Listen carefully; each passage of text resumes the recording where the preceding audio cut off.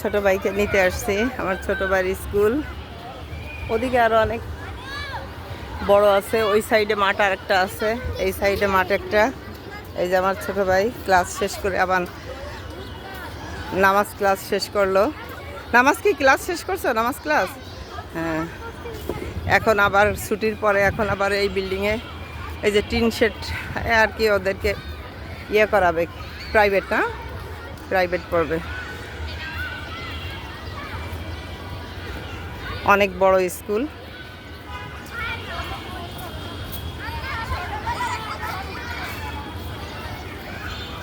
এটা কি বালিকা শাখা? এই যে এখানে আমার ছোট ভাই কোচিং করবে।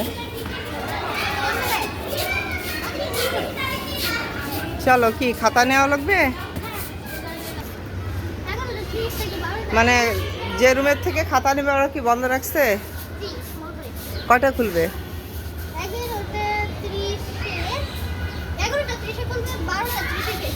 ও আচ্ছা, ঠিক আছে, তাহলে এটা কালকে নিলেও তো হবে না ভাইয়া? কালকে নিলে হবে। আচ্ছা, এই যে হচ্ছে আমার ছোট ভাই, আর এই যে হচ্ছে আমার ভাইয়ের ফ্রেন্ড। দুইজনকেই অনেক কিউট লাগতেছে। তুমি কিছু খাবে? কিনে দেব? টিফিন করছো? হ্যাঁ, স্যান্ডউইচ খাইছো? আচ্ছা, তাহলে চলো কিছু কিনে দিই। ম্যাডাম চলে আসবে কি নাকি ক্লাসে? আবার একটু পরে আসবে।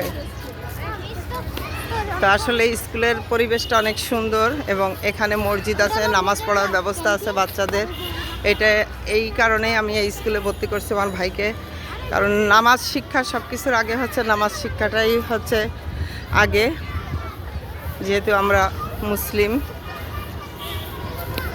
আমাদের অবশ্যই আল্লাহর কাছে শুকরিয়া আদায় করতে হবে, আল্লাহর ইবাদত করতে হবে। তো মাশাআল্লাহ আমার ভাই এখানে ক্লাস শেষ করে নামাজ পড়ে তারপরে বাসায় যায়। তো দেখেন আমি স্কুলটা দেখাচ্ছি, অনেক বড় স্কুল।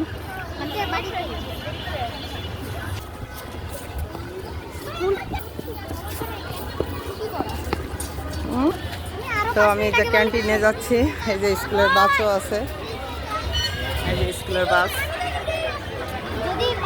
ক্যান্টিনের সামনে চলে আসছি আমরা। আসো আসো, তাড়াতাড়ি এসো।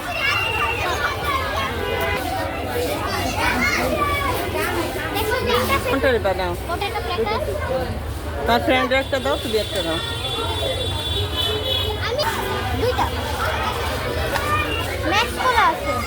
মজো মজো ঠান্ডা আছে না? হ্যাঁ, এটা নিয়ে। আচ্ছা যাও তুমি, হ্যাঁ যাও, আর গাড়ি চলে আসবা। ওকে, আল্লাহ হাফেজ।